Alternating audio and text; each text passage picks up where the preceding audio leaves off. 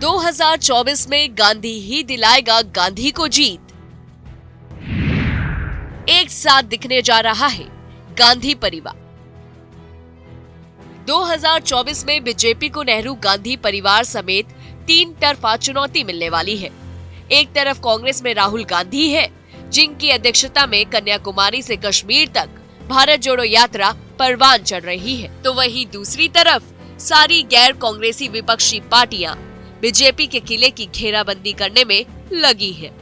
और तीसरी तरफ वो चुनिंदा लोग हैं जो अपनी ही पार्टी बीजेपी की नीतियों और काम करने के तौर तरीके से परेशान है। बीजेपी की जो इनर पॉलिटिक्स है, अब उसमें भी खेमेबाजी खुलेआम हो रही है, जिसमें एक तरफ है खुद पीएम मोदी और गृह मंत्री अमित शाह समेत पूरी गुजरात लाबी है, और दूसरी तरफ है नितिन गडकरी और राजनाथ सिंह जैसे बीजेपी के बड़े कद्दावर नेता। नितिन गडकरी भले ही केंद्र सरकार में बड़े मंत्री हैं, लेकिन जब किसी मुद्दे पर मोदी को सपोर्ट करने की बात आती है तो गडकरी उसका एलानिया विरोध करते हैं, भले ही ये विरोध कभी खुलकर सबके सामने ना आया हो। 2014 के लोकसभा चुनावों में जब मोदी लहर चली और बीजेपी को प्रचंड बहुमत मिला, तब मोदी को प्रधानमंत्री बनाने का प्रस्ताव सबके सामने आने पर नितिन गडकरी ने खुलकर उस प्रस्ताव की खुलकर मुखालफत की थी। गडकरी नहीं चाहते थे कि नरेंद्र मोदी देश के प्रधानमंत्री बने, और वही बात दोबारा गडकरी ने 2019 के समय दोहराई थी, लेकिन उनकी बात को ना किसी ने 2014 में पानी दिया और ना ही 2019 में। और जब हाल ही में नितिन गडकरी को बीजेपी की पार्लियामेंट्री बोर्ड से बाहर कर दिया गया, तो राजनीतिक पंडितों ने इसे मोदी की मुखालफत का नतीजा करार दिया था। उनकी ओर से कहा गया, जो मोदी के खिलाफत करेगा उसको ऐसे ही रास्ता दिखा दिया जाएगा। लेकिन दिलचस्प ये है कि नितिन गडकरी के विरोध करने का एक खास तरीका है। नितिन गडकरी कभी खुले मंच से अपना विरोध जाहिर नहीं करते, जो करना है सब अंदर ही अंदर करते हैं, ताकि उनकी वजह से पार्टी की फजीहत ना हो। यही एक कारण भी है नितिन गडकरी को बीजेपी 2.0 में दोबारा मंत्रिमंडल में जगह मिली है। लेकिन अब की बार ये भी मुमकिन है कि नितिन गडकरी का टिकट कट जाए, क्योंकि राजनीति में सब मुमकिन है। ये तो बात थी नितिन गडकरी की, जो विरोध तो करते हैं पर कुछ खास मौके पर।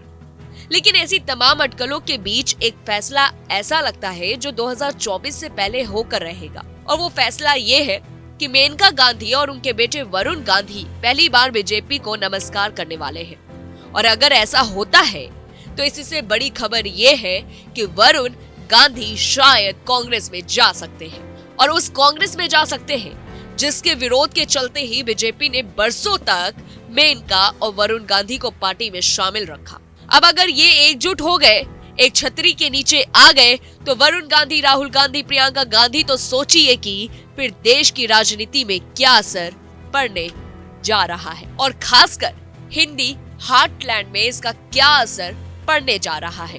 वरुण गांधी का नाम पिछले कई सालों से बीजेपी के गले की हड्डी बना हुआ है, ऐसी हड्डी जिससे ना वो निगल सकती है और ना ही उगल सकती है। ये शख्स बीजेपी से ही सांसद रहते हुए खुले मंच से अपनी पार्टी की नीतियों की आलोचना करता है।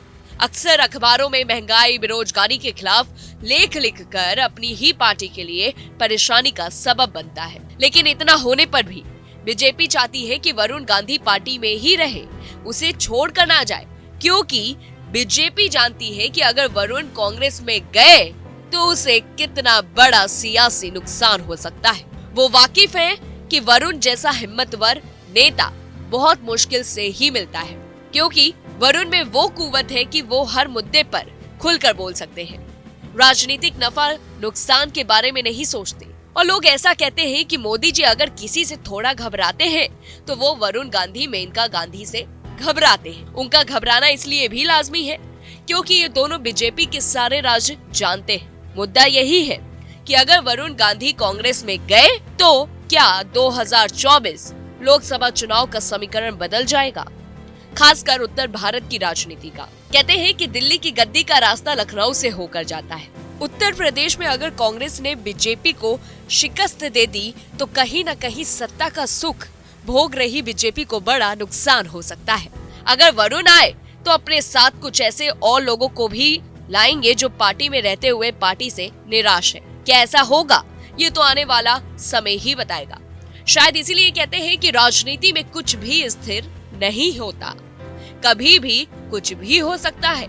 अगर वरुण गांधी बीजेपी छोड़ कांग्रेस में गए तो इसमें कोई आश्चर्य की बात नहीं होगी, क्योंकि वरुण गांधी में खून तो गांधी परिवार का ही है और इस परिवार में जाने की झलक अक्सर वो अपने बयानों और लेखों में झलकाते भी रहते हैं।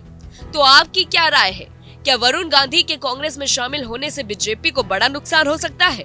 इसके बारे में आप अपनी राय कमेंट बॉक्स में जरूर लिखें और राजनीति से जुड़े ऐसे ही दिलचस्प स्टोरी जानने के लिए हमारे चैनल पॉलिटिक्स जंक्शन को जरूर सब्सक्राइब करें।